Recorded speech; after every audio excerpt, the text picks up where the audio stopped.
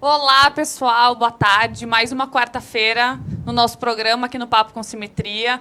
Hoje aqui em Juí um climinha mais chuvoso, assim, né? Bom para a gente ficar tranquilo, mas a gente sabe que temos que trabalhar, né? Então a gente não tem muita essa opção. Não são todos que têm essa opção de ficar mais tranquilo num dia tão agradável e gostoso que nem hoje. Bom, para quem não me conhece, eu sou a Raíssa Schor, você está em mais um Papo com Simetria e para quem nos acompanha e quem não nos acompanha, eu venho aqui novamente com o Daniel Baggio, né? Hoje com o Francisco. Então, vamos ter o nosso quadro, que é o Assimetria Financeira. Como vocês sabem, como já foi divulgado anteriormente, a gente vai ter esse programa uma vez por mês, toda quarta, né, Dani? Toda quarta, nós estamos aqui para falar sobre finanças, no Papo com Simetria e no Assimetria Financeira. Então, para nós podermos conversar um pouquinho sobre essa temática que é tão importante, e tão importante no nosso dia a dia como pessoas, nosso dia a dia como finanças empresariais. Então, um papo muito importante e relevante de termos aqui com vocês. É uma alegria muito grande de estar aqui contigo, também com o Francisco, e compartilhar dessa tarde, meio chuvosa, mas uma ótima tarde. Então, é uma grande satisfação de poder retornar. Como nós combinamos e como nós sempre fazemos, retornamos. E retornamos com muita alegria, e a outra vez nós estávamos aqui com a entrevista, e agora aqui presente eu, Francisco e o Isoé. O Isoé, só para vocês saberem, é esse membro aqui, tá? Do nosso coletivo, desse grupo. Então, ele não pôde estar aqui presencialmente, mas aí os rapazes, obviamente, não iam perder a oportunidade de trazê-lo ao programa hoje, né, Chico? Exatamente, né? Nem todo mundo precisa trabalhar numa quarta-feira chuvosa. O Iso é um dos que não precisa, então a gente trouxe uma representação dele aqui, com um pouquinho mais de cabelo, é claro, mas segue aqui, o Isoé também está conosco, né, para não fazer falta aí no programa. Mas na próxima quarta, ele estará aqui. E, para não me estender muito, né, só para recapitular um pouquinho, porque eu acho que é importante a gente recapitular sempre que possível, o nosso programa Papo com Simetria, ele traz um pouquinho sobre os objetivos de desenvolvimento sustentável e o tripé da sustentabilidade, como eu já mencionei outras vezes, é o social, o econômico e o ambiental. Então, por isso que a gente tem esse quadro, né? A gente tem o Fala aí Juí, que é para o social, aí a gente tem todas as outras entrevistas do Papo com Simetria, que é para trazer os ODSs e falar do ambiental, e esse é o quadro para falar da parte econômica, então os rapazes estão aqui para isso. Eu, obviamente, vou me retirar, porque o quadro é deles e o programa, então, é com eles. Até mais, pessoal, da minha parte. Valeu, obrigado. Obrigado, Raíssa, é uma satisfação muito grande.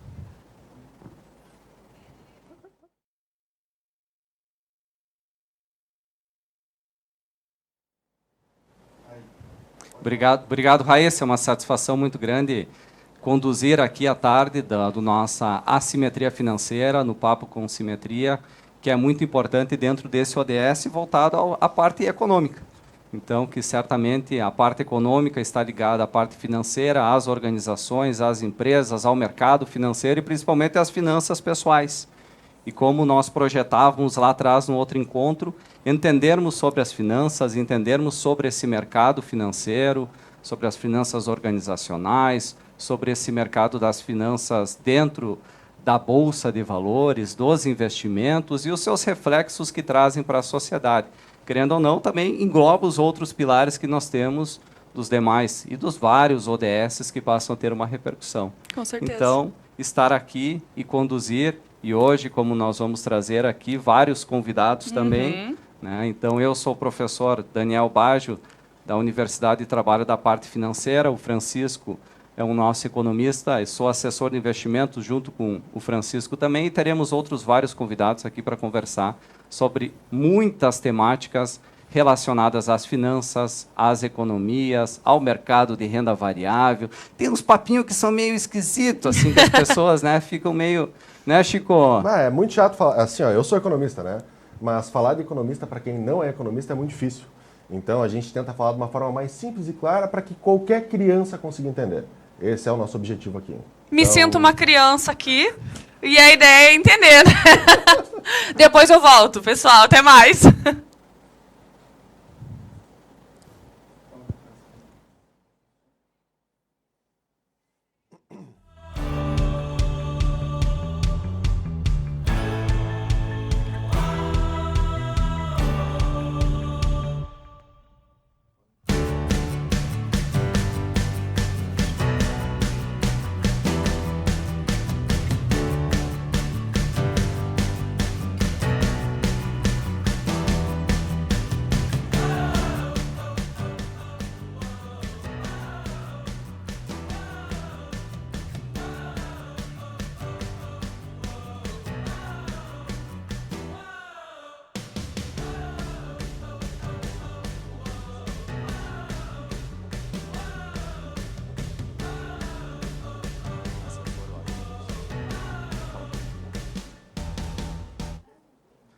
Retornamos então aqui, eu e o Francisco, agora mudamos um pouquinho de lugar para ficar ainda mais próximos de vocês, para iniciar o nosso papo então financeiro, um papo sobre as finanças, dentro desse programa da Assimetria Financeira.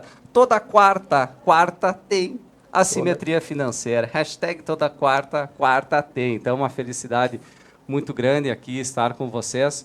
E eu e o Francisco, como eu falava antes, nós somos assessores de investimentos. Assim como vocês, estarão aqui outras pessoas que também são assessores de investimentos, que trabalham nesse mundo do investimento, que passa a ser uma carreira a ser desenvolvida e desempenhada por homens, mulheres, né, para as várias pessoas, né, então, para desempenhar essa função dentro do mercado financeiro. Uma carreira que está em ascensão.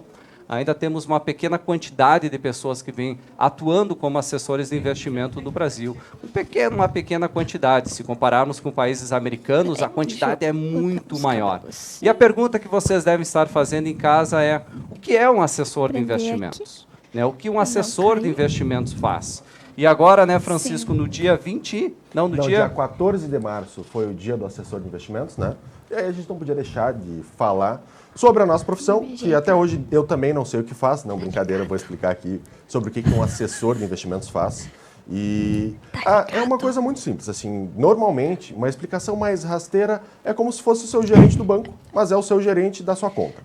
Mas uma explicação um pouquinho mais complexa, o assessor de investimentos, ele é como se fosse ou um médico das finanças ou muitas vezes um alfaiate. Por exemplo, eu tenho um porte um pouquinho avantajado, como todo mundo está vendo, e caso eu precise de um terno e eu for numa loja comprar um terno para mim, se eu for pegar um que já está pronto, não fica bom. O assessor de investimentos é como se fosse o seu alfaiate. Ele vai moldar todos os seus investimentos para ti. Então, a ideia do assessor é uma coisa completamente personalizada. Então, e é isso que traz o diferencial, porque muitas vezes o investimento que é bom para mim, Francisco, muitas vezes não é bom para o Daniel. Nem muito menos para as outras pessoas, para a Raíssa, quem sabe. Então, o papel do assessor é identificar o cliente, entender como ele funciona e, a partir disso, aí nós montamos uma carteira de investimentos e fazemos todo o acompanhamento. E quanto que custa ter um assessor de investimentos? Deve ser caro isso aí, né? Deve ser muito caro. É caro, Chico, ou não? Olha... Milhões? Olha, pelo menos nada. Hoje, a XP, que é a nossa casa, né, nós trabalhamos pela corretora XP, ela disponibiliza para todos os seus clientes um assessor da sua conta. E como que o assessor ganha dinheiro, Dani? Ele trabalha com os seus clientes, né? Então ele não pode recomendar. Ou ele pode recomendar?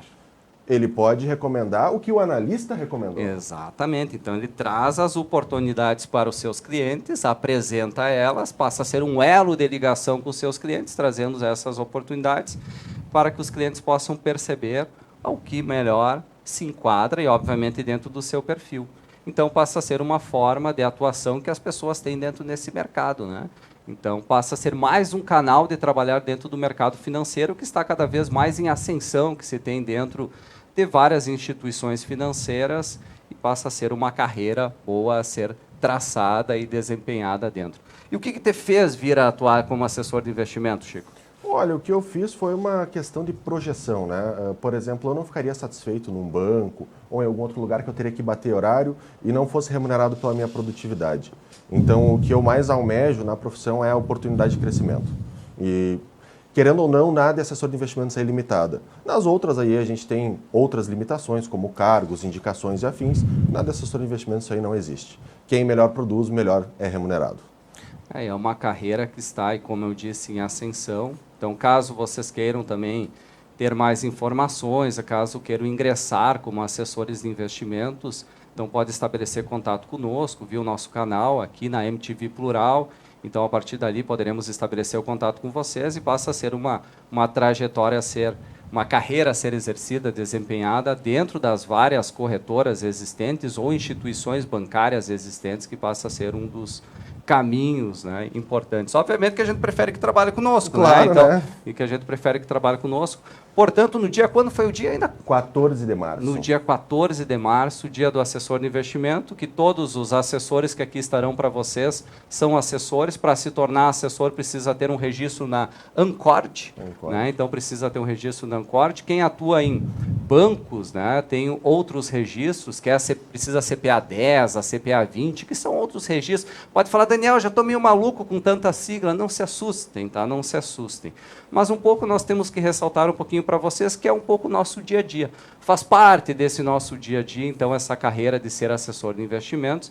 Então, falar um pouco sobre o que é ser assessor de investimentos e, obviamente, a maioria dos assessores de investimentos, como exige, também são autônomos, né? Então, precisa ser autônomos e a sua rentabilidade, o seu ganho, né, a sua renda está gerada a partir das concretizações de negócios que são intermediadas pelos assessores de investimentos. Então, essa renda, dificilmente é uma renda fixa, mas pode existir também, né, dependendo, né?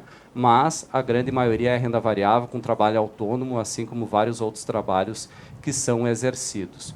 Portanto, um parabéns, né? Um parabéns para todos nós. Parabéns, né? Para todos nós, para todos os assessores também que aqui nos acompanham, que aqui nos escutam.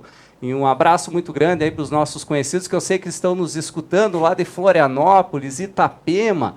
Nós temos também alguns assessores que nos estão acompanhando lá de Santo Ângelo, de Cruz Alta, os assessores também nossos aqui de Ijuí acompanhando, então de todas as cidades, e Porto Alegre também, onde que tem todo o espaço da Esperato Investimentos e de outros escritórios agentes autônomos também presentes no interior do estado do Rio Grande do Sul. Então, um grande abraço e uma felicidade a todos que atuam dentro deste mercado. Só para nós termos ideia, outro dia eu estava buscando, são cerca de 20 mil assessores de investimentos no Brasil. Quando eu comecei a ser assessor, eram só 7. E nos Estados Unidos é quantos milhões de assessores? Passa de milhão. Passa de milhão. Obviamente, se nós vamos para dados também de investidores na Bolsa Americana, nós estamos falando de mais de 50% são investidores de CPFs, lá, sei lá qual é o documento de identidade deles, que investem na Bolsa Americana. E no Brasil, isso nós falamos em quantos por cento? É muito pouco. O dado assim eu não lembro, mas são muito poucos CPFs aqui brasileiros que hoje investem na Bolsa de Valores. A gente está engatinhando. Por um lado é bom que, como economista, né, voltando para esse lado, a gente consegue enxergar o futuro nos outros países. Então é interessante estar posicionado no melhor lugar e mais favorecido, né? Nesse caso, porque tudo tende a copiar o que está sendo feito lá fora, e como nós vamos copiar os Estados Unidos, obviamente, essa é uma profissão que tende aí a explodir. Então, estou satisfeito em já estar posicionado nela. Legal. Então, comentamos um pouquinho sobre essa carreira de ser assessor de investimentos, sobre a trajetória. Esperato e Ijuí aqui tem cerca de 1 ano, já passamos de 1 ano, com assessores com mais de 1 ano, mesmo com uma longa trajetória. Portanto, uma felicidade muito grande por essa data, e certamente é uma profissão que vai ter muito em ascensão, como tem vários estudos apontando para isso, dentro de carreiras em instituições bancárias, trabalhando com seguro, com previdência. Então, passa a ser um mundo todo a ser explorado. Então, o nosso parabéns aqui para todos os agentes autônomos do Brasil e do Rio Grande do Sul, e Juí, na nossa região. E um outro quadro, assim, que eu trouxe o Francisco aqui, né, porque é eu, o Francisco e o Isoé, né, só que o Isoé, durante essa semana, ele acabou tendo que ir para Passo Fundo para fazer um exame, mas nós trouxemos ele aqui junto conosco, né? Então, o Isoé aí, como tem hoje também o Colorado contra o Grêmio, nosso Grêmio, né, Chico? Nosso Grêmio, daí o Isoé está aqui, né, com um pouquinho mais de cabelo que o natural, mas ele está aqui, né, em sua homenagem, e certamente ele vai estar ali, e como ele sempre está nos nossos corações, né, Chico? Mês que vem ele vem aqui para se defender, né? Mas por enquanto está sem defesa, né? Segue o Isoé aí. Então segue o Isoé aí, e depois cada convidado vai também deslocando ele para um lado ou outro, dando uma ninada no Isoé, né? Então, uma felicidade grande. E um outro ponto que nós temos em pauta aqui para nós começarmos o dia, depois do papo sobre a assessoria de investimentos, sobre o ser assessor de investimentos, é comentar um pouco sobre o cenário econômico, sobre as nossas finanças no Brasil. E teve muita coisa que aconteceu nos últimos 30 dias, Chico. Foi uma loucura. Foi muita coisa, né? E quando nós estávamos aqui há cerca de 30 dias atrás, estávamos com o papo com o Felipe Fontana.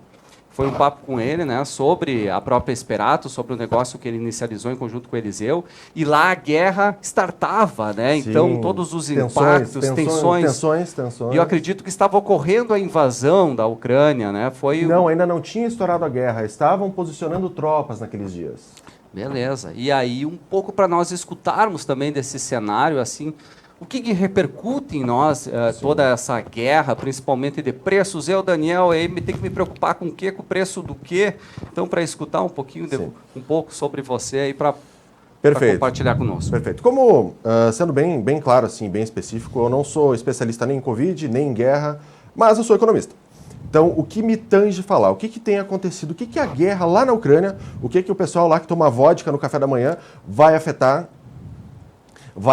na minha vida, na nossa vida cotidiana? Então, é o seguinte, primeira coisa, né? Com a tensão da guerra, o comércio internacional já fica prejudicado. O que acontece quando o comércio internacional prejudica?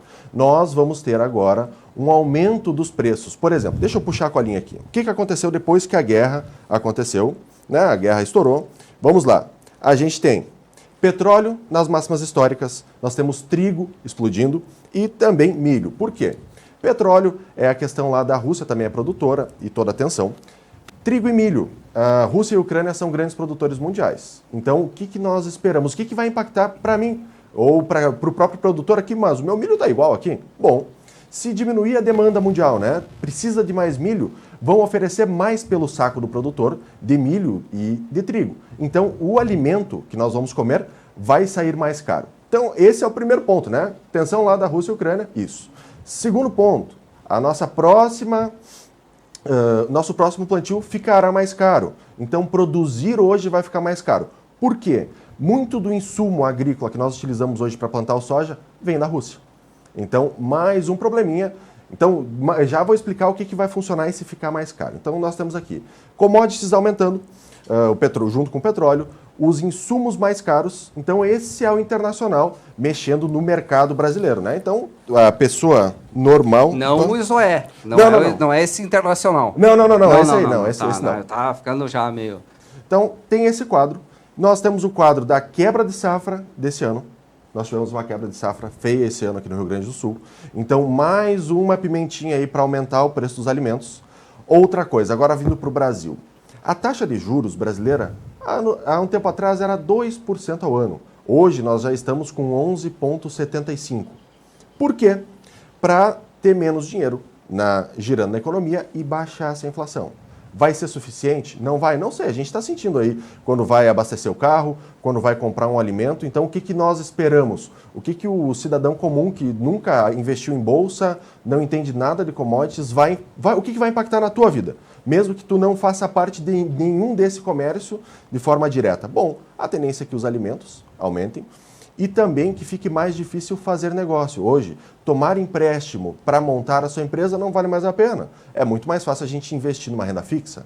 Então, nós temos tudo isso. Então, a gente está num período de retração econômica, onde tudo vai ficar mais caro e fazer novos negócios. Abrir uma padaria, abrir uma outra coisa, tomar empréstimo aí para comprar um carro, tudo ficará mais caro. Então, a gente vai entrar num período aí de recessão. Quando que vai começar a impactar? Olha, o aumento da Selic, a gente tem um delay, né, uma espera de aproximadamente 3 a 6 meses. Então, é isso que nos aguarda, né? Esse é o cenário que nós temos. Previsão da Selic até o final do ano? Se eu não me engano, olha... Podemos chegar a 13, será? Podemos chegar a 13. As previsões que nós tínhamos de inflação, né? Lembrando que a inflação é só um índice genérico, cada um tem a sua. Quem compra carne no mercado sabe que ficou muito mais caro do que a inflação. Então, nós temos cada dia mais, o Bacen começou o ano com inflação, final do ano lá em 4, já estamos em 6, né, na previsão, e a tendência dessa previsão de inflação é aumentar. O Bacen é o gaúcho que fala, pá, quero 100? Não. É esse mesmo, é esse mesmo. É. O Banco Central, perdão. Então, é mais ou menos isso que nos aguarda. E, em contrapartida, a pergunta é, o que vamos fazer para nos proteger e, quem sabe, investir aquele capital que, lembra, que vai tudo ficar mais caro, que eu falei agora no início, isso impacta no dinheiro que você tem. Seu dinheiro amanhã valerá menos e depois de amanhã valerá muito menos ainda. Então, como proteger o que você já tem e como se estruturar para aguentar esse período de seca, quem sabe, né? Esse período aí mais árduo da economia que nós vamos colher aí pelo futuro. E aí eu aproveito, né, Chico, preste atenção em mim aqui um pouquinho, né? Preste, que vocês só querem prestar atenção no Chico agora, é só economia, né? Então preste atenção um pouquinho em mim. Então o Chico traz um pouco o cenário, assim, o cenário como que vai pela frente, das coisas subindo e se elevando. E a pergunta que eu faço com o meu dinheiro, Chico, né? O que eu procedo com o meu dinheiro? E depois o Thiago vai estar aqui trazendo umas oportunidades até de renda fixa para nós. Então, a partir desse cenário, como se posicionar? Né? Poxa, como que eu me posiciono nesses juros? Né? Então, tem alguns investimentos atrelados a IPCA, né? Então pode ser uma forma, já que a inflação vai subir, né? Então pode ser um caminho aí pela frente. E o que assusta é, como você dizia, né? É a commodity subindo, escassez de commodity também por causa de frustração de saca, outros produtos para o plantio agora da própria saca dos variados, que vem também com elevação, fertilizantes, né? Rússia com 25%, não é isso? Isso, o Brasil, a gente era quase um monopsônio, né? O que é monopsônio? A gente comprava toda essa parte lá da Rússia. Então agora estamos diversificando, mas isso vai ter impacto. E também a questão do gás natural aumentando um monte, justamente por essa questão lá na Europa. Mas lembrando, é tudo interligado. Se o gás lá na Europa ficar mais caro, vamos comprar o nosso que é mais barato, a gente vai ter menos gás aqui e vai ficar mais caro para a gente. Então não tem, hoje, no mundo de hoje, não tem como a gente desligar, falar assim, não, o que acontece lá não acontece aqui. A negociação acontece. Então nós temos essa negociação hoje e é assim que o mundo tem acontecido. Quem não se atualizar nesses casos, olha, numa parte, como eu posso dizer, profissional, será engolido. E numa parte mais, vai ser engolido pelo mercado. Isso é fato, já aconteceu nos outros lugares, mas quem não estiver a par vai sofrer as consequências. Então, é bem simples assim, não existe mistério nessa parte. Então, um resumo, assim, uma perspectiva de inflação no curto espaço de tempo, né, com a própria os juros, a Selic, repercutindo ainda numa elevação, pode ser que futuramente, né, se estabilize, mas ainda até o final do ano, indo com uma perspectiva de elevação, para controlar a inflação gerada por preços e outras questões que venham a ocorrer. Então, um cenário que vem pela frente para ficar a par, porque isso tende a impactar no nosso poder de compra. E Exato. Quem não puder se posicionar perante isso, vai perder poder de compra. Ou seja, o que é poder de compra, né? Você vai no início do ano no mercado, vai no Natal, né, Chico? Vai no Natal, no Natal, né? Vai lá no Natal, compra aquela cesta para o Natal, né? Então, toda a cesta de produtos para o Natal. E no outro ano, você vai comprar aquela mesma quantidade de produtos para o Natal e você percebe que pagou 20% a mais, X% a mais, né? Então, toda essa repercussão que a inflação causa. Obviamente que nós estamos falando aqui só da cesta do Natal, mas tem outras coisas que as cestas de produtos que medem a inflação acaba repercutindo. Então... um dos nossos planos aqui é tentar instruir minimamente quem está nos ouvindo aí a conseguir se proteger dessa inflação de uma forma simples e fácil. Como que vocês podem fazer? Isso aí que nossos assessores aqui vão falar um pouquinho sobre cada coisa. E lembrando, assim, ó, tudo é um ciclo, tudo é um grande comércio. Então, se a gente entender o que está acontecendo lá fora, a gente consegue se planejar muito melhor aqui e, quem sabe, né, até aproveitar essa inflação para ganhar dinheiro. Por que não, né? O papel do assessor de investimentos também, em última instância, né, na melhor dos casos, é sempre fazer o seu cliente ganhar mais dinheiro possível. Então, também a gente consegue, dependendo como nós nos posicionarmos, né? E quando nós falamos em ganhar dinheiro, nós falamos de um mercado de renda variável, de renda fixa. Nós estamos falando de um cenário e de um mercado, ou de um espaço, assim que dá para se dizer, que é chamado de Sistema Financeiro Nacional. Né? E dentro desse Sistema Financeiro Nacional, e dentro da Bolsa de Valores, tem muitas coisas legais. E tem muitas coisas que são meio estranhas, sinistras, né? Então, um pouco aqui dentro desse quadro, depois de falarmos sobre economia, sobre as perspectivas econômicas, um dos nossos objetivos, e no próximo quadro nosso, é para nós falarmos um pouquinho das curiosidades, né, das curiosidades do mercado financeiro. Então, para que vocês possam conhecer algumas frases, algo novo, algumas marcas que o mercado financeiro tem, e as pessoas acabam conhecendo essas marcas do mercado financeiro e não entendem a relevância diretamente. E para falar um pouquinho para isso, ou sobre isso conosco aqui, e compartilhar o espaço comigo e com o Francisco, meu querido Chico, né? Então, para compartilhar conosco, e com o Isoé, obviamente, porque o Isoé a gente não pode esquecer do Isoé, né? Então, para compartilhar com nós três, que eu convido a Ana Borsato, que é assessora de investimentos na Esperato Investimentos conosco, para para fazer presente aqui conosco, e ela também é mestranda em desenvolvimento regional, então para comentar um pouco conosco aqui sobre as curiosidades do mercado. Lembrando também que a Ana tem o MBA em Finanças, Mercado e Capitais e é formada em Administração. Então, uma profissional muito bem qualificada aí para estar falando conosco.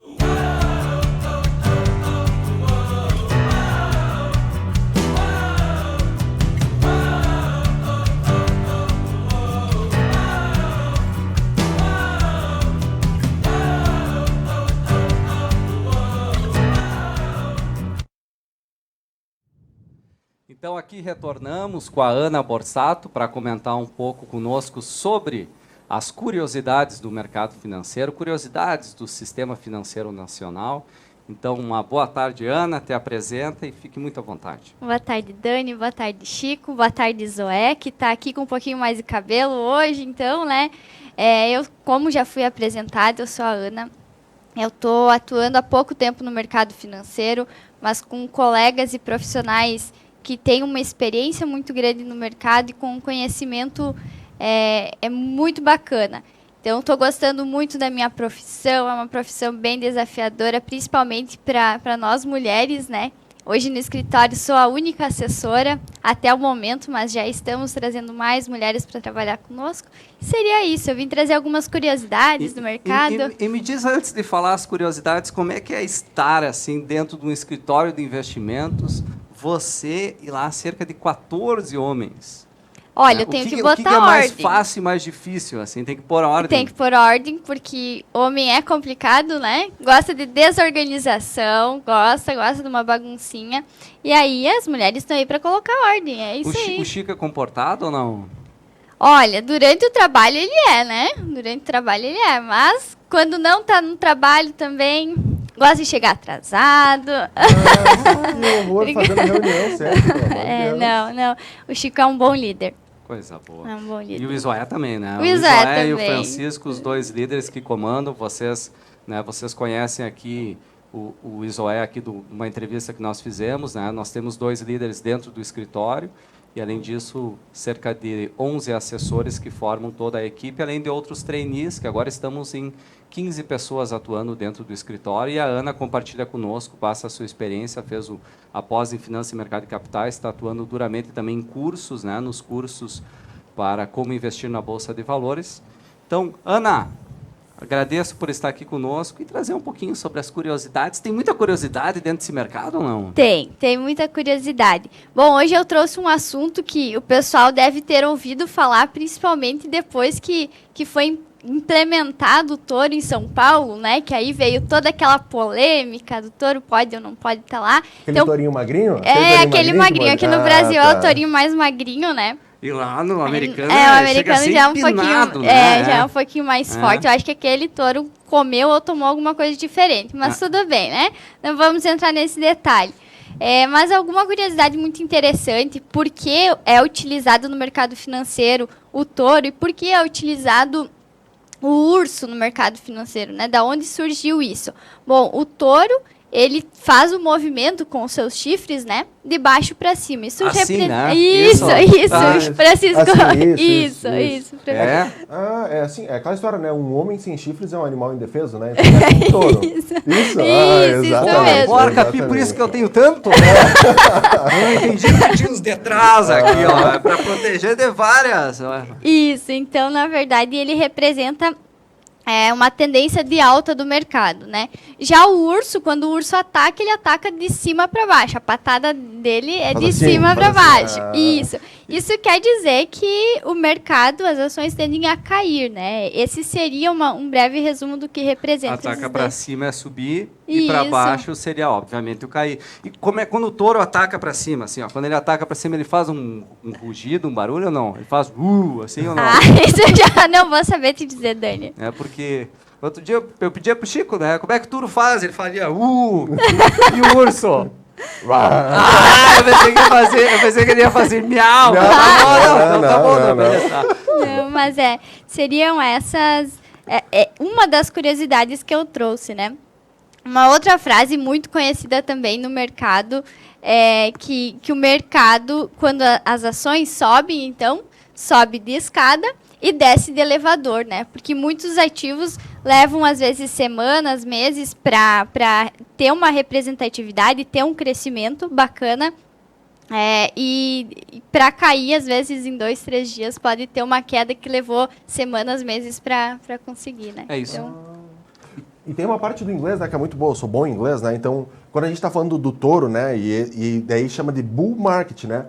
Bull é touro, market é mercado. E também bear market, que bear é urso e market é mercado. Então a gente tem um inglês aqui, né, nos ajudando. A aula de inglês aqui também hoje para todo mundo. Tá Bull certo. market e bear market. Meu inglês não é tão bom como então, né, Daniel? tá bom. Me desculpa. Não, mas eu me lembrava sempre que ele falava do bull market, né? Daí o beer, daí eu me lembrava da cerveja. Eu ia ser mais do beer market. Do beer market, esse é bom, né? Esse é bom. Mas isso aí, não, exatamente. Então nós temos esses dois. Isso é uma coisa muito importante, porque as pessoas não entendem. E por que não existe o urso, será, nos Estados Unidos? A estátua? Essa fica uma questão até para pesquisar para a próxima, né? Porque o touro ele passa a ser um lugar... As pessoas que vão para Nova York, né? Nova York e tal, não? Touro. Sim, vão lá no touro, né? E vai lá no touro, né? E tem um lugar que se pega no touro traz sorte, né? Sim. As pessoas não podem confundir também, achar que o touro que está lá nas terras do vizinho vai servir para a mesma coisa, né? Porque a gente tem que ter cuidado, senão daqui a pouco o pessoal sai pegando em qualquer touro. Não é bem assim. É o touro lá de Nova York que dá a sorte. Então, isso aí, né? dá sorte. Então, e aí vai lá e diz que se dá uma apertada no touro, traz a sorte. Isso. E é muito comum nós vemos as pessoas que tiram as fotos. Não sei se vocês já viram as pessoas quando viajam para os Estados Unidos, vão para a área do mercado financeiro, né? E aí tiram a foto pegando lá no touro, né? E isso passa a ser importante porque dá sorte. Isso, né? Então isso. tem que cuidar, né? Tem que cuidar, não é qualquer touro. Porque senão vai lá e aperta e dá o azar né? O Isoé não tá hoje para se defender, mas ele já foi visitar um touro feito de madeira ou de concreto e achou que daria sorte também. Não sei, se deu sorte ele pode contar para nós no próximo episódio, Se eu não me engano, ele perdeu dinheiro naquele dia. Ele pegou então, lá no touro. então a gente precisa perguntar. Oi, Isoé, eu não sabia disso. Meu pai do céu. Vou ter que rever essa coisa de liderança. Brincadeira. Então tá certo. E uma última curiosidade também, né? A maioria das pessoas acha que só dá para ganhar dinheiro com a bolsa subindo. Lembrando que nós temos estratégias que a gente ganha dinheiro com a bolsa caindo também. Por isso é tão importante ter um assessor. Isso aí. Claro que, como a maioria dos fundos, existe sempre um posicionamento. E nós entendemos dentro do nosso racional que ganhar significa valorizar. Isso. Né? Então nós temos, e até um pouco aqui do nome do assimetria financeira, né? Do assimetria financeira. Então, não se ganha só subindo, se ganha também se desvalorizando. Então, isso passa a ser uma perspectiva de nós falarmos. Só que é mais entendível eu dizer algo que você compra em 10 e vende em 20, do que você entender, vende algo em 20 e compra em 10. Então, a assimetria financeira traz isso também. Dependendo, você pode fazer uma operação inversa. Pode parecer complicado assim, mas é nós vendermos a um valor e tentarmos recomprar menor. No entanto, como tudo nos leva à valorização, o touro ele passa a ser o grande representante. Isso. Não é isso, Ana? Passa a ser o grande representante que nós temos da Bolsa. Quando nós falamos de mercado financeiro, Bolsa e bolsas internacionais, sempre lembramos do touro. Isso. Então, o touro que passa a ser o símbolo desse mercado financeiro. E logo teremos um tourinho aqui, né? Então, já foi encomendado um tourinho aqui para nós termos também, um tourinho, ou se não também um urso, um bear, né? Um urso para estar presente aqui conosco. Isso aí. Beleza, Ana? Agradeço de coração pelas curiosidades. Certamente na próximo programa, toda quarta, né? Toda quarta estaremos aqui com você trazendo novas curiosidades sobre o mercado financeiro, novas frases que se fazem importante, né? Para que nós possamos refletir sobre esse mercado. E tem muita coisa, né? Tem muita coisa bacana. E eu que agradeço o convite. Espero voltar na próxima quarta, então, e conversar com vocês. Beleza. Obrigado de coração. E Valeu, agora nós vamos passar para um próximo quadro, isso, né, Chico? Eu acho que sim. Tem um próximo quadro ou acabou o programa? Pois eu não sei. Eu não sei se o pessoal já não desistiu. Vocês estão ainda por aí ou não?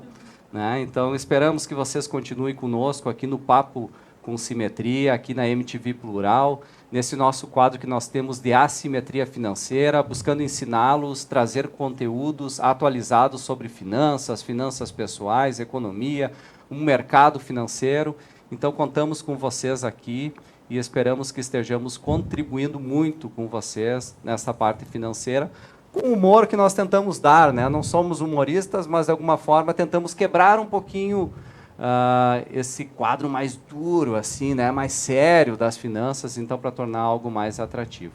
E agora nós gostaríamos de convidar, então, o Robson para falar um pouco conosco sobre a parte fundamentalista, a parte técnica ao realizar análise de investimentos, então, para ter um papo sobre essa temática. Robson, passa aqui conosco.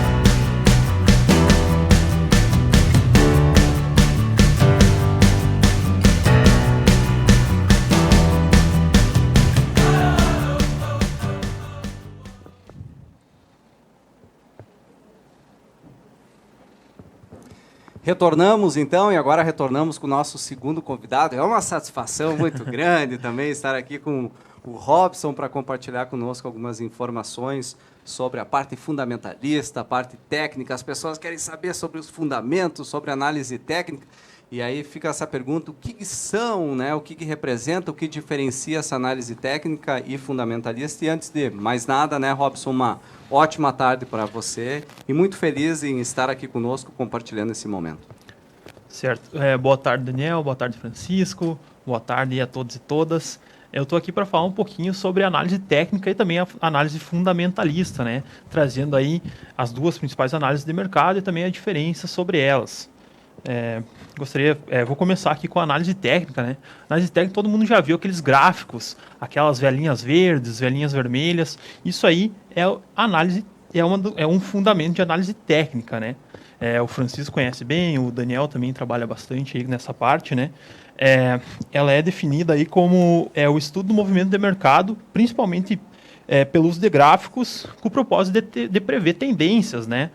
Aqueles gráficos ali, há mais de 100 anos essa técnica começou a ser usada já por dois caras, o Charles Dow e Edward Jones. São eles que dão, inclusive, o nome para o índice Dow Jones, aí, que é o índice que mede, que vê aí as principais empresas do mercado americano, né? O índice Dow Jones. E ele procura padrões de entrada aí, analisando gráficos, como eu já disse, e mostrando tendências ou de alta ou de baixa e quais essas tendências, né? Usado principalmente aí no day trade. O Daniel aqui é um cara que conhece bastante, faz bastante, né, Daniel?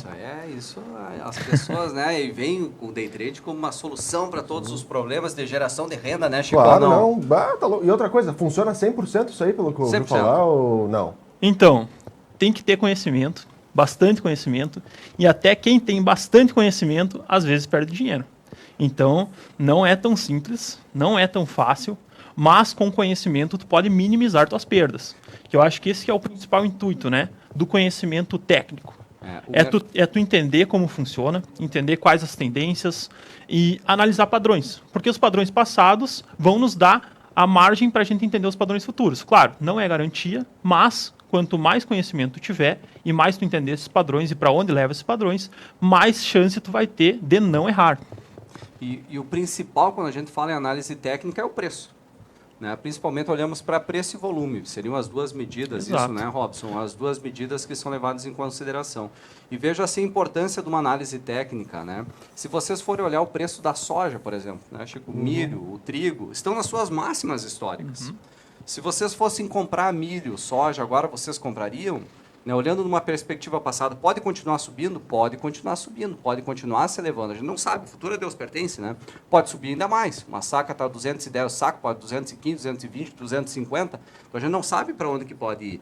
No entanto, nós temos determinados padrões, resistências de preço, que o preço respeita, e você olhar para ver em qual momento você está ingressando numa ação. Isso que eu acredito que seja algo muito importante, né? E claro, as pessoas querem fazer day trade, como você falava, né?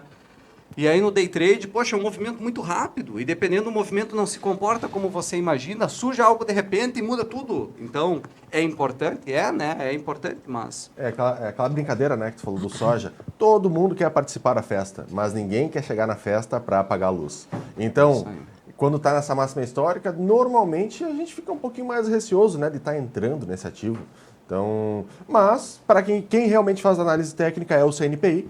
O assessor de investimentos não faz análise técnica para clientes, é bom deixar bem claro isso. Mas nós minimamente entendemos para saber o que está acontecendo.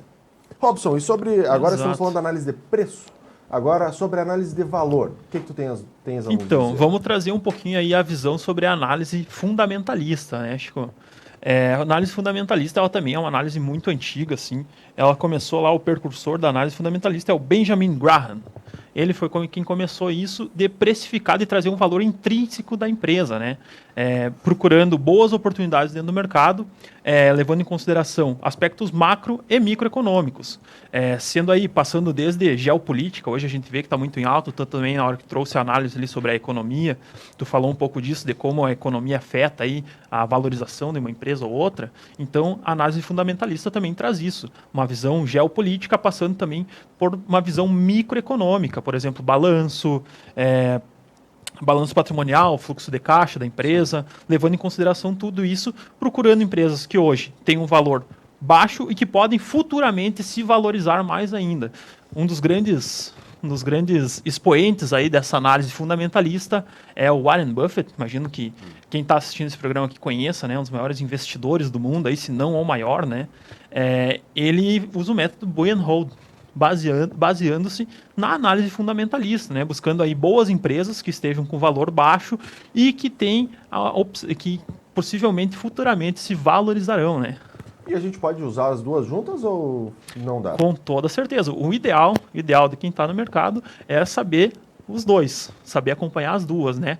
Porque a gente entende aí, como já foi falado, a gente entende que a economia mexeu num ponto aqui, a guerra, por exemplo, está afetando o preço de soja hoje, está afetando o preço do petróleo hoje, a gente vai saber que isso aí vai ter uma valorização, desvalorização. Então, o importante é tu saber os dois, ter o conhecimento dos dois, mas o principal é saber qual estratégia e para quem serve cada estratégia. Porque, por exemplo, como eu falei, é muito usada a análise técnica no day trade, a análise fundamentalista é muito usada por quem compra e vende ações no longo prazo, né? Para quem pensa aí médio e longo prazo, principalmente, né? Eu vou fazer uma pergunta para complicar um pouco. Tem o preço patrimonial e o preço que vale a ação. A gente faz um cálculo, né, e dá o preço patrimonial, quanto que vale a empresa no patrimônio, no balanço. Se na bolsa está valendo menos que vale no patrimônio, pode ser uma oportunidade? Pode ser, né, uma oportunidade. Assim. Com certeza pode ser uma oportunidade. Com certeza pode ser uma oportunidade, né? Essa aí, a gente divide a análise fundamentalista numa análise horizontal e análise vertical. Isso seria uma análise vertical, né? Tu está olhando ali o balanço, mas também tem a análise horizontal, onde tu vê a perspectiva futura, como é que foi no passado, como é que pode ir para o presente. Então, sim, pode te apontar uma oportunidade de mercado. E pode ser um baita de um rojão mas também pode ser que não seja nada disso, né? Por isso que se faz importante, né, olhar os indicadores. E nós estaremos aqui, bom, toda quarta tem a simetria financeira, né? e nós iremos trazer aqui esse quadro dos fundamentos, né? Porque o Isoé é o homem fundamento, o né? cara O homem dos do fundamento, fundamentos, é um sim, homem do fundamento. E o Isoé, ele vai trazer para nós aqui essa perspectiva mais fundamentalista das organizações, e o Robson está sabendo agora que ele vai ser na parte mais técnica das ações, né? Para trazer, né? Para acompanhar, para estar aqui conosco, né? Então, trazendo essa perspectiva nesse duplo olhar para que as pessoas possam ter o contato, obviamente, com todas as recomendações de analistas, com análise de analistas, porque cada um tem o seu papel no mundo, né? E o nosso papel é trazer as informações para vocês, facilitar essas informações, que vocês tenham acesso a essas informações, publicizar, socializar as informações como queiram, mas trazendo o papel, a análise dos analistas das grandes casas. Dani, até porque os analistas aí estudam anos, fazem uma certificação e muitas vezes as pessoas, eu me acho, às vezes me acho inteligente, às vezes não me acho tanto, mas obviamente eu nunca vou conseguir entregar uma qualidade que um analista tem. Então, às vezes é muito mais a gente ser humilde e entender que o cara entende mais que a gente, então a gente escuta a recomendação dos analistas. Isso aí, exatamente. Exato. Nosso papel como assessor, acho que é dar esse guia, né, para quem está entrando no mercado ou para quem já conhece o mercado, mas a gente não pode simplesmente, a gente tem que explicar de onde a gente está tirando isso, seguindo boas análises, né, como a gente trabalha hoje com analistas da XP, por exemplo, né? Sim, XP, Levante, afins, exatamente. Exatamente.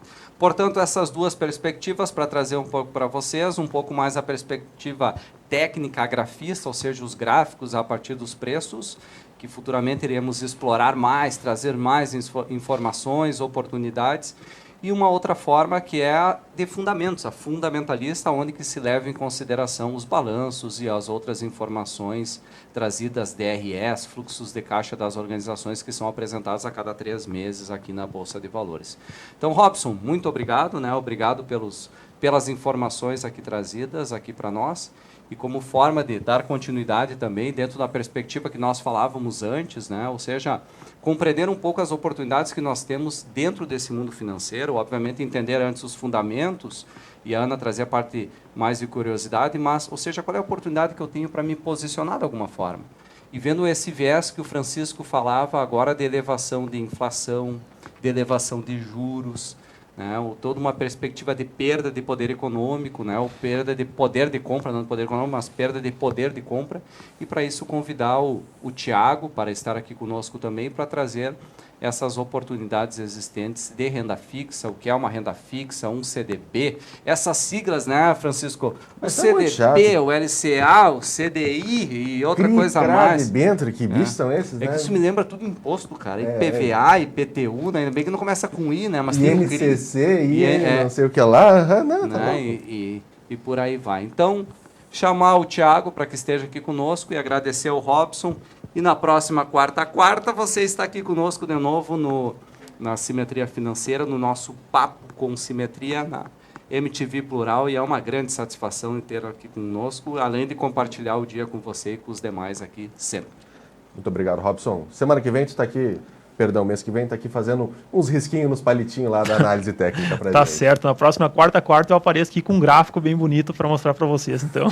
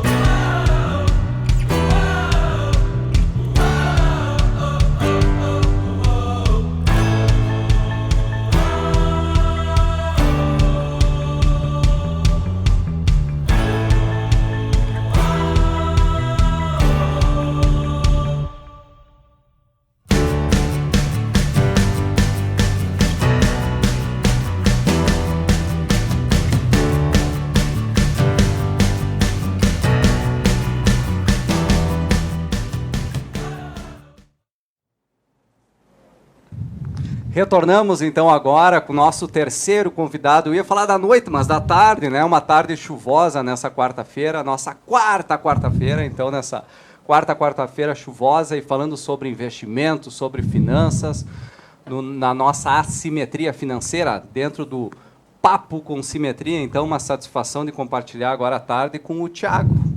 Thiago também nosso assessor de investimentos, né, aqui atua na Esperata Investimentos, e compartilhar um pouco os conhecimentos sobre renda fixa, Thiago. Thiago, assim, ó, eu fico meio perdido de vez em quando, assim, né? Nessa história, não sei tu, Chico. Eu não sei, renda fixa é fixa? O que é renda fixa? Vai me pagar dinheiro todo mês? Vou ganhar dinheiro todo mês? O que é renda fixa? Bom, primeiramente eu queria dar o meu boa tarde para você, Dani, Francisco, a todos os nossos que estão nos acompanhando aí na sua casa. Dizer que é uma alegria ter recebido esse convite para falar um pouco de renda fixa hoje. Bom, primeiramente, renda fixa é algo fixo, né? Como o nome já diz, autoexplicativo.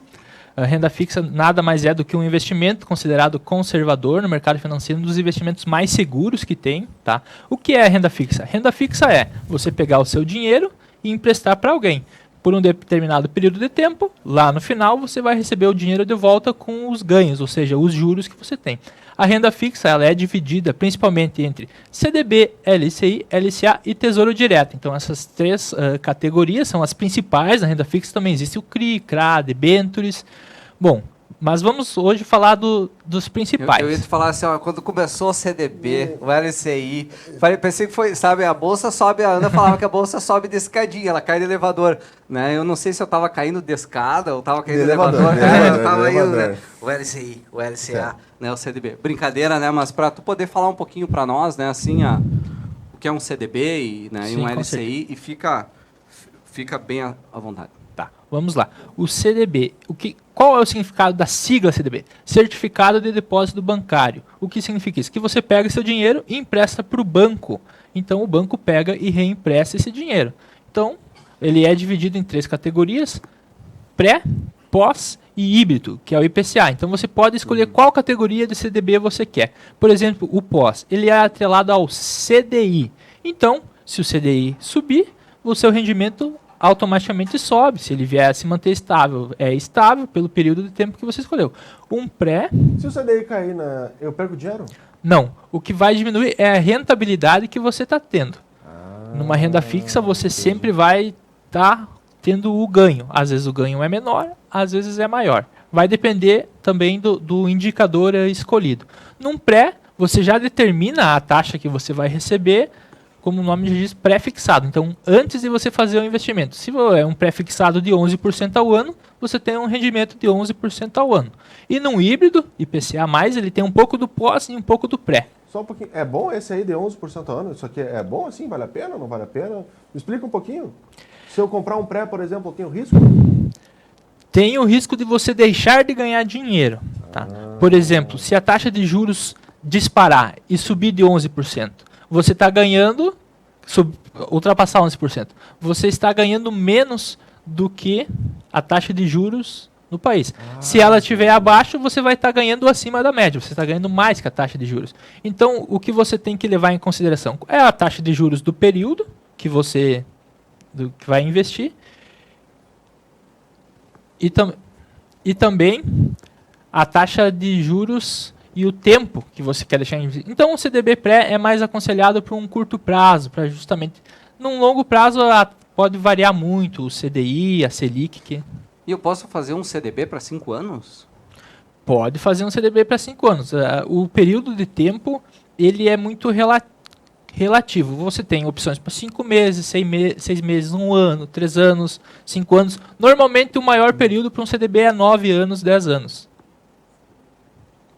Pode ser uma alternativa, dependendo, né? Porque se eu for fechar agora um CDB, por exemplo, para, vamos ver lá, 9 anos.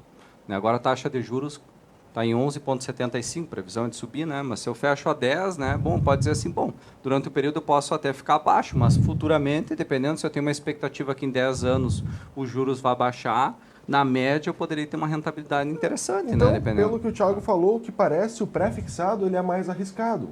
Mas ele ser mais arriscado não significa que é ruim. Porque por ser mais arriscado, se a taxa de juros cair, nós já garantimos aqueles 10, o famoso 1% ao mês, já está garantido. Então, esse risco também pode ser recompensado. Uma diferença entre o CDB e as letras de créditos, a LCA e a LCI é o imposto de renda, isso, né? Isso. LCI e LCA ela é isenta de imposto de renda justamente por quê? O que é uma LCI ou uma LCA? É letra de crédito imobiliário ou letra de crédito do agronegócio. O dinheiro que você investe em uma LCI ou LCA, ele é usado para financiar o agronegócio brasileiro e o setor imobiliário brasileiro. Então, por isso existe esse incentivo para as pessoas aplicarem. Qual é o incentivo? A isenção do imposto de renda. E é muito difícil aplicar nisso aí? Eu tenho que... Com quem que eu falo? Como que faz para fazer essa aplicação? Porque pelo que tu está falando, parece ser muito difícil fazer essa aplicação. Na verdade, as aplicações de renda fixa são as mais simples no mercado financeiro, porque você só precisa entrar em contato com o seu assessor, dizer o que você está procurando e ele vai procurar para você. Ou você vai no seu banco, conversa com o seu gerente e vê quais são as opções disponíveis lá. No próprio aplicativo também, né? No próprio aplicativo. E tu tem ideia, assim, de uma...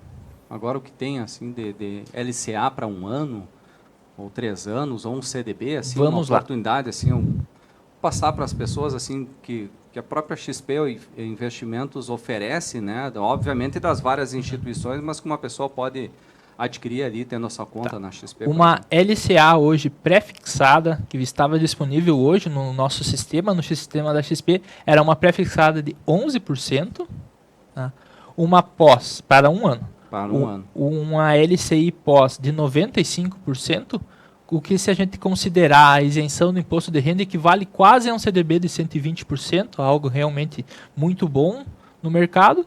E os IPCA+, ali para um prazo de 3, 4 anos, em torno de IPCA mais 4,5%. E tendo alguns até ligados, uns CDBs com até 6, né? Isso, é. Já é para um período, um CDBs aí, um período de 5 anos. Com taxas de 6 fixo e mais o que a inflação subir. Portanto, dependendo da inflação que o Chico falava, né, vai ter toda essa inflação, você remunera a inflação e mais 6, ou dependendo mais 4. Claro que Isso. bruto, né, porque passa a ter os impostos a ser tributados se for um desses títulos CDBs, mas se for uma LCA com IPCA mais tanto, daí já é. Já temos aí, então, no caso de uma LCA e LCA, se a gente tiver um IPCA mais 2, mais 3, nós temos 2 ou 3% ao ano que nós estamos ganhando da inflação. Essa é uma das estratégias mais conservadoras de se manter o patrimônio, manter o potencial de compra, né? Então, tu vai conseguir comprar mais coisas que tu compraria antes com essa taxa real, né? Que a gente chama de taxa real, que é a inflação mais alguma taxa. E eu que pensava que só existia dívida fixa, né? A gente sempre endividado, né? Mas tem, então, rendimento fixo, né? É raro, mas existe também. É a procura principal que existe dentro do nosso mercado brasileiro. A poupança passa a ser uma renda fixa, mesmo que muitas vezes, e a grande maioria das vezes, ela perde para a inflação. Né, mas a poupança passa a ser um lugar que a gente tem um rendimento que ele é constante, né, dificilmente a gente passa a ter uma perda, né, do valor, né, e os outros produtos que nós vamos indo que dão e tendem a proporcionar uma rentabilidade maior. E sempre lembrando que todos esses investimentos ficam atrelados, a sua grande maioria, as LCAs, LCI ou CDBs, tendo fundo garantidor de crédito. Então isso é uma coisa muito importante, quando procurar fazer um investimento, a renda fixa precisa ter esse fundo de garantidor de crédito, que é até 250 mil por instituição ou 1 milhão, né, envolvendo várias instituições, né, que pode ser CPF. diluído por CPF, se consegue, se protege. Acima disso, aí fica o risco institucional da renda fixa, porque a gente pode colocar, vai render o valor, mas dependendo se a instituição financeira lá na frente não tem ou quebra, então pode ter esse risco. Já a renda variável é o que nós falávamos antes, ela varia, né? Então ela varia, ela passa a variar. Já a renda fixa ela passa a ser constante, sendo determinada por uma taxa de juros. Perfeito, Thiago? Perfeito. Eu acho que só uma coisa para comentar, que eu lembrei agora, sobre a poupança, né? As pessoas têm o entendimento que ela é mais segura que um CDB ou uma LCI, LCA, mas isso não é verdade. E eu vou trazer um caso histórico. Em primeiro lugar, a poupança ela é garantida pelo FGC, assim como uma LCI e LCA, mas quando o Collor confiscou a poupança lá nos nossos queridos anos 90, ele não confiscou nenhum CDB. Então, as pessoas que estavam investindo em CDB, LCI e LCA não tiveram o seu dinheiro trancado ou tomado. Então, só uma curiosidade. Uma dica aí, né? E esperemos que isso não aconteça mais pela frente, né? Porque nós temos grande parte do nosso recurso brasileiro continua em poupança. Então, uma quantidade bastante grande. Obviamente que toda a parte fixa também existe, mas não adianta. O investimento básico do brasileiro é a poupança. E se não a poupança, o brasileiro gosta de dar um salto, que é o que eu vou trazer o outro convidado para cá. Então, ele não gosta de saltar para ação ou saltar para tal. Ele gosta de saltar para o cripto. Tu sabia que dentro da Bolsa Brasileira nós temos uma quantidade de cerca de 3 a 4 milhões de pessoas que investem em renda variável. Mas quando a gente fala em criptoativo, nós estamos falando, Chico, em 9 milhões. Que nós temos acesso, né? Porque o cripto não é tão fácil assim ter acesso, até porque a parte, né, que a gente faz a compra, faz a troca com dinheiro, mas existe como minerar o cripto. Depois o Filipão vai falar para nós, né?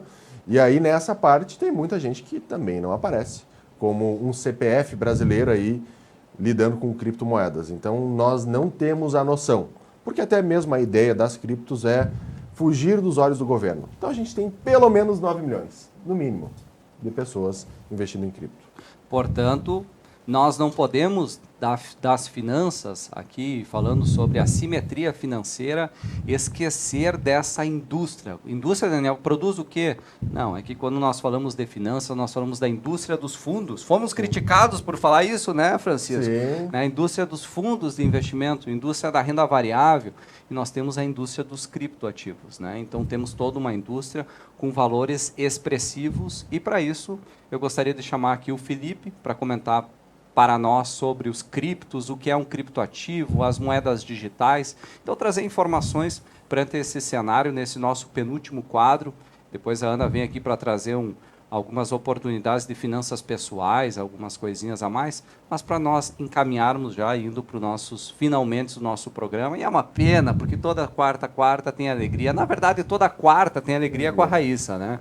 E aí nós, nessa quarta, assim, a gente tenta chegar próximo da alegria da Raíssa.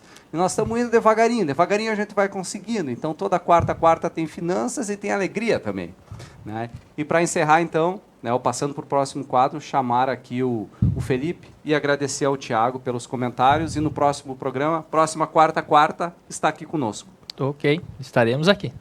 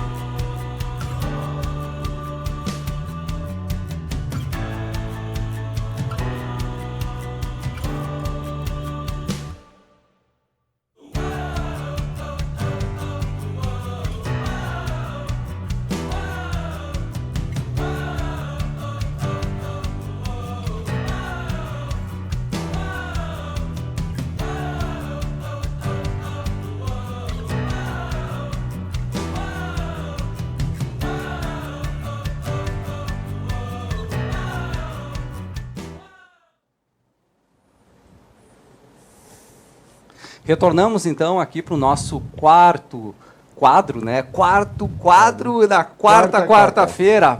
Porca pipa, é um enrola-língua daqueles bons, assim, para a gente falar. Maravilha. Né? Então, nosso quarto quadro sobre criptoativo. E sabe quando eu estava pensando, assim, falando com o Chico aqui sobre o nome, eu falava em Dali Cripto, né? Porque agora, Dali assim, Cripto. é cripto para cá, é cripto para lá, as moedas digitais aí estão numa loucura, assim, é um momento Os NFTs. É o momento de... O Bom, tal do boicotinho, né? Que é O boicotinho. O boicotinho, é. então, essa indústria dos investimentos, quando nós falamos em cripto, está numa ascensão muito grande, né? E as pessoas querem saber, querem entender, e eu também quero entender. Eu digo, estudos sobre finanças, sobre a parte do mercado de renda variável faz muito tempo, e E cripto é algo muito recente, você tem um entendimento sobre as coisas e, de repente, e isso que é legal desse mundo financeiro, né? As coisas se reinventam, coisas novas vão surgindo. E quanto mais você acha que vai dar certo, algumas vezes dá errado. Tu acha que vai dar errado, dá certo. E algumas vezes a gente vai mantendo o padrão, né? Então, como eu dizia, e o nome do programa é Assimetria Financeira por isso, por coisas novas que vêm, que surgem, com as oportunidades. Então, Felipe, é uma satisfação tê-lo aqui na Simetria Financeira, no Papo com Simetria, MTV Plural. Então, uma felicidade muito grande. Até presente e escutar um pouquinho sobre os criptos, sobre esse panorama, o que aconteceu. Então, fica bem à vontade. Vamos lá. Meu nome é Felipe Sartori, sou estudante de administração, 19 anos, e assessor de investimentos ali desde o finalzinho do ano passado. Quero agradecer aqui a oportunidade de estar aqui junto com o Dani, junto com o Francisco e a MTV Plural. Vamos lá, vamos conhecer um pouquinho desse mercado que é tão novo, né? Por mais que o Bitcoin, a principal criptomoeda, tenha surgido ali mais ou menos em 2009, esse boom das criptomoedas e dos NFTs agora, ele começou mais ou menos ali em 2017, com a primeira bolha. Mas eu acho que é interessante a gente entender o que é um criptoativo. O que é o cripto? Bom, o cripto vem de secreto. Criptografia seria escrita secreta. O que é uma escrita secreta? A escrita se refere ao código de um programa, de um ativo. Todo programa de computador, todo ativo virtual, ele tem um código para ele poder funcionar. E o cripto significa que o código ele é criptografado, ele é escondido. Para não é qualquer pessoa que vai chegar ali e vai poder modificar, vai poder mudar o sentido que a criptomoeda, o ativo, ele está indo. Basicamente é isso que é um criptoativo.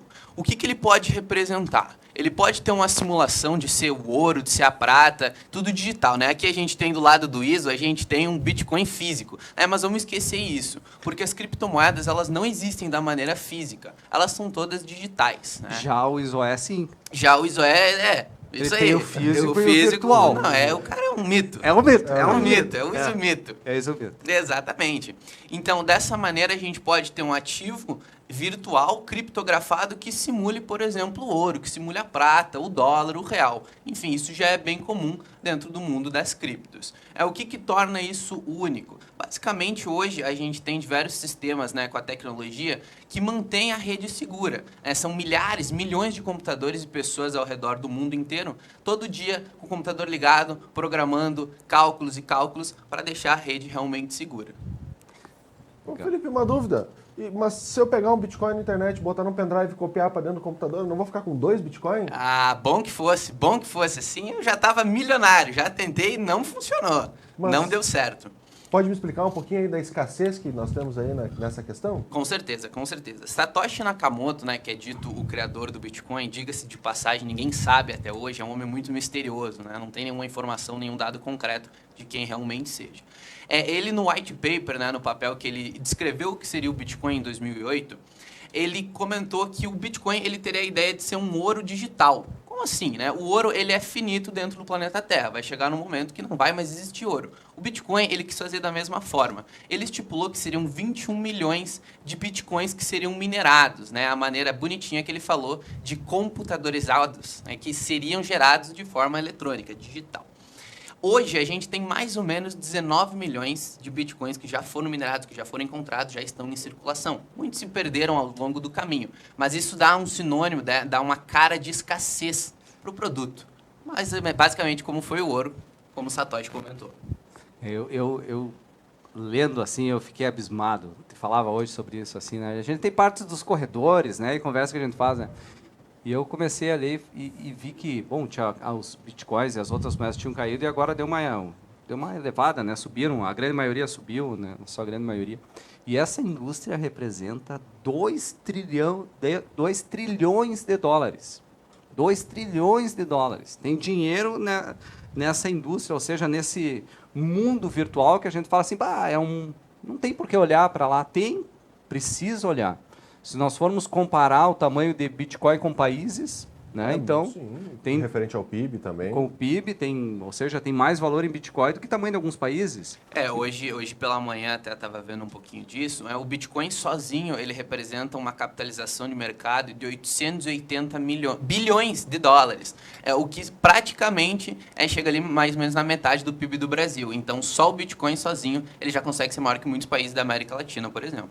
Isso expressa então a importância. Não tem como não olhar para lá. E eu vejo assim caminhos ganhos e alguns avanços que estão ocorrendo das próprias corretoras. A própria corretora XP e outras corretoras, XP que nós fazemos parte, mas outras corretoras buscando desenvolver plataformas futuras. Claro, não só plataformas, a própria B3, o Brasil, ele é pioneiro. Isso. Por incrível que pareça, o Brasil é pioneiro em ETF. Assim, ó, eles pegam e compram um monte de criptomoeda e disponibilizam na B3, com seguros e afins. Então, o Brasil foi pioneiro nisso porque nós precisamos enxergar. Isso aí é novo, o novo gera desconforto. É uma coisa difícil para quem estava acostumado com renda fixa e ações, ter esse novo ativo, essa nova classe de investimentos. E a questão é a seguinte, todo mundo quer participar da festa, mas ninguém quer chegar na festa para pagar a luz. Então, e hoje existem recomendações de carteiras de se ter criptomoedas na carteira de investimentos, tão consolidadas dentro de empresas, pessoas físicas, né, pessoas jurídicas, e com alto capital alocado dentro dessas carteiras. Então, isso é uma coisa que nós temos que abrir os olhos e começar a dar a devida importância. E o papo aqui é de conhecer um pouco sobre isso, entender um pouco sobre o assunto e logo também trazer algumas oportunidades, ressaltar um pouco um relatório das criptos que mais subiram, mais baixaram, então também para as pessoas entenderem, né, porque isso se faz importante. Claro, nessa linha aí das criptos que mais subiram. Hoje o mercado de cripto ele acordou um pouco em baixa, né? Praticamente todas as criptos aí caindo 1 e pouco %, né? Muito parecido com o que acontece às vezes na bolsa, é que a Vale, a Petrobras chegam com muita força caindo e acabam puxando a bolsa para baixo. Isso acontece. E 1% é migalha, né? Porque de vez em quando cai 10, não, cai 15. 1% no mercado de cripto hoje assim, no mercado de ações parece algo relativo, né? No mercado de criptos muitas vezes é um valor insignificante. Né? As pessoas já estão acostumadas a ir dormir e acordar com uma desvalorização de 30%, né? Ou acordar ganhando ali 50%, 60%. Isso é bem possível no mercado de cripto. E aí você pensa numa indústria que o tamanho é de 2 trilhões, se cai 10% a indústria de um dia para o outro, olha a quantidade de recurso que desaparece.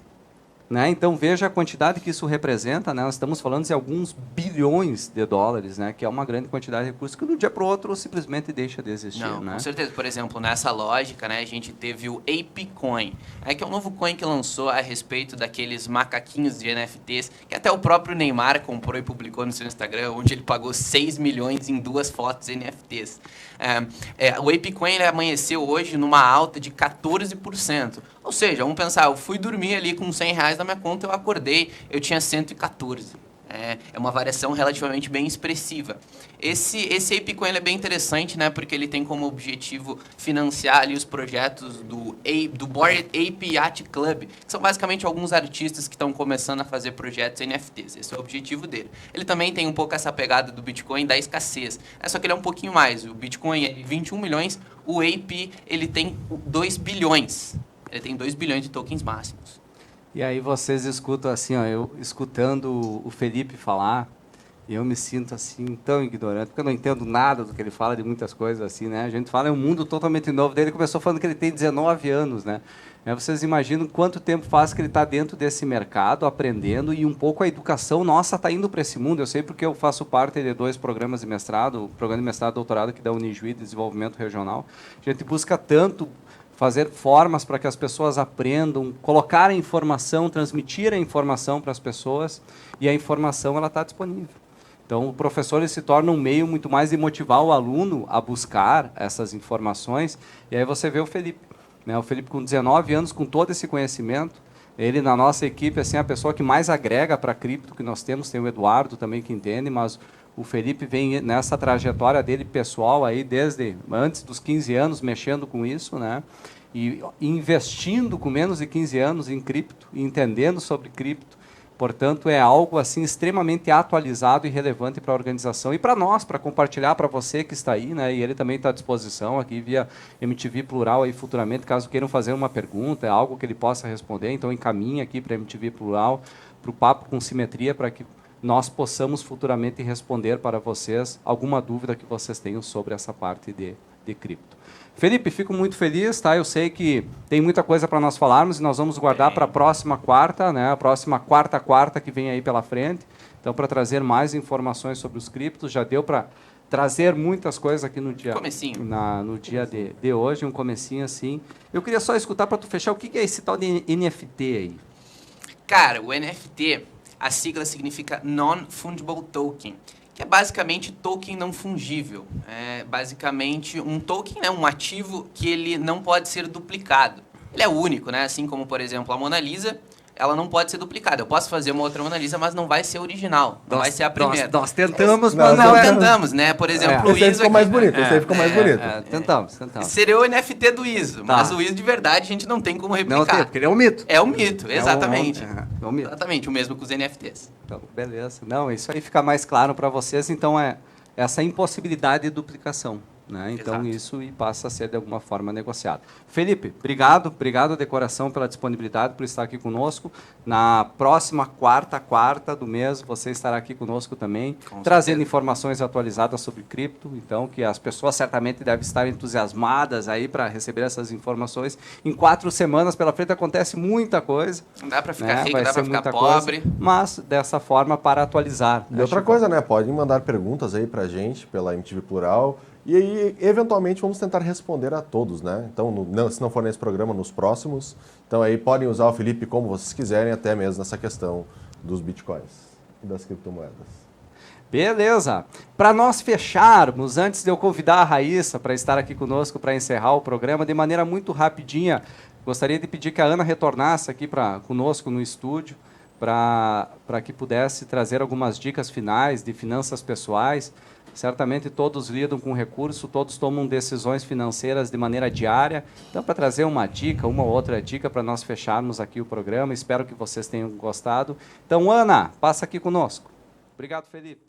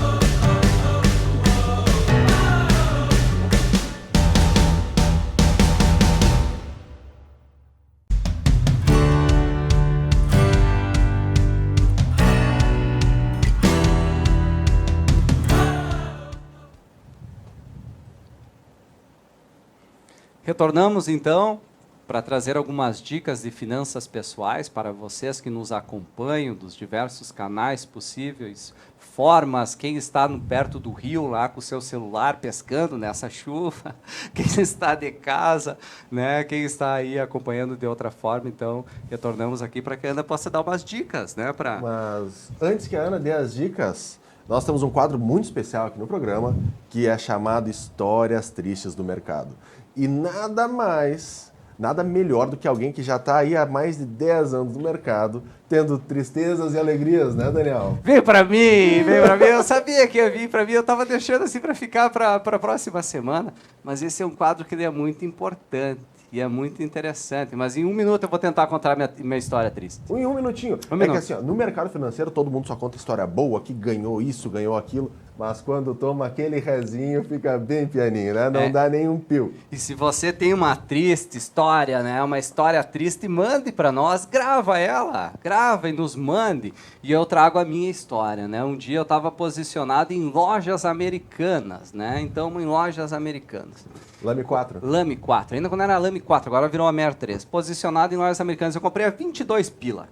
22. E ela baixou assim para perto de 20, né? Tava uns 19, alguma coisa, caiu. Fazer o quê? Cai, né? O mercado cai, sobe. E aí eu fiz uma operação chamada venda de opção de compra. O que eu fiz? Eu vendi umas opções de compra na sexta-feira. Segunda-feira, a opção ela deixa de ter valor. Encerraria. Né? Então, vendi umas opções que dava direito à pessoa a comprar a minha ação a R$20. Né? Eu tinha comprado ela a 24, mas a minha ideia é que a ação não ia disparar. Não fosse disparar. Então eu vendi, a gente chama de pozinho, né? Eu vendi um precinho de algumas opções. Para botar um dinheirinho no bolso. Para colocar um dinheirinho no bolso, porque eu vendi o direito de comprar a minha ação e era, eu acho que a a 20 ou a 22, sei lá, né? A comprar ela, né? E eu pensei, bom, beleza, né? E coloquei um preço de venda, estava 0,5 centavos o preço da opção. E eu coloquei a 20 centavos. E o preço do exercício era 20. Era 20. Isso valia até segunda-feira. E a opção estava valendo 5 centavos. E, de repente, né, fechou o mercado. No que fechou tem um leilão final, né? Que fecha, né, o leilão final. E naquele leilão final compraram as minhas opções por 20 centavos. Aí a ação estava valendo R$19,80 com os 20 centavos, né? Me baixou um centavinho, eu pensei, bom, não vai dar exercício, dificilmente vai dar exercício até segunda-feira, o exercício quando era de segunda ainda, dificilmente vai dar exercício, não tem problema, bom, coloca, né, se der exercício, bom, né? Mas eram centavinhos, né, que pingava, né? O que acontece, Francisco?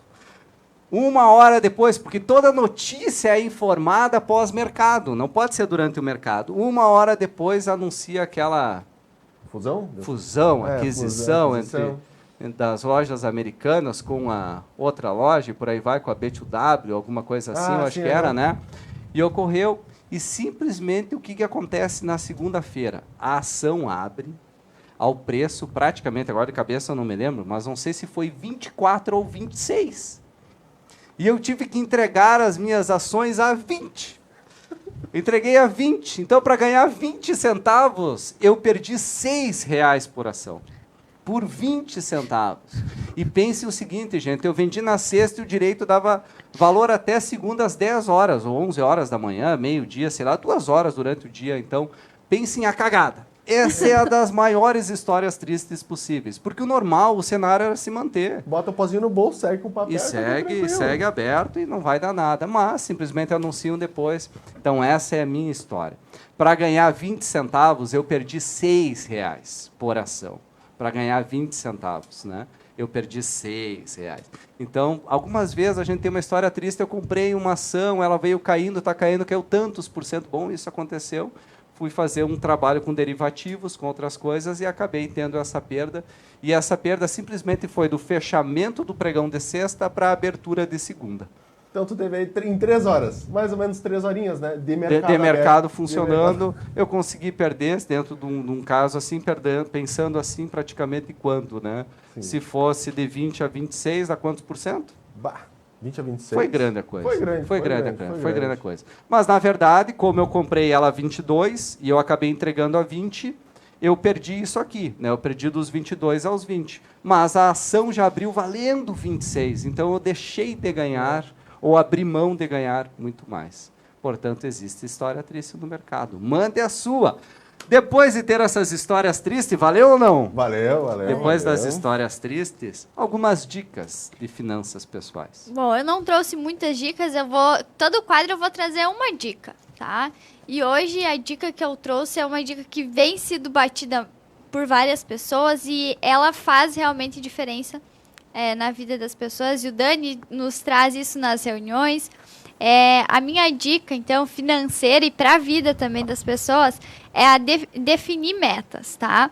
E não só definir metas, como também trabalhar isso junto com o assessor. Nós somos assessores de investimento e como o Francisco comentava antes, que o assessor serve tanto como um alfaiate ou como um médico, né? Nós somos os médicos das finanças. Então, a gente precisa diagnosticar o que o nosso cliente tem e o que ele tem como meta para que a gente possa trabalhar junto e fazer com que ele atinja essas metas de uma maneira mais simples e mais rápida, né? Porque a gente sabe que todo mundo consegue, muitas vezes, atingir suas metas, mas a ideia é que a gente possa facilitar e ajudar nesse atingimento. Então, essa seria a minha dica. Defina suas metas e trabalhe com o seu assessor para conseguir chegar lá.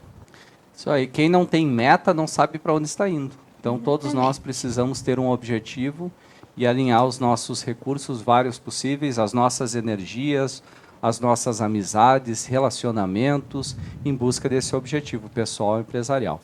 Beleza, Ana? Muito obrigado. O nosso programa que nós tínhamos para comentar para vocês, trazer as informações financeiras foi esse. Espero que vocês tenham gostado. Na quarta-feira estaremos de volta aqui. E eu gostaria de chamar de novo conosco aqui a Raíssa, para devolver para ela, para que nós possamos fazer o nosso encerramento.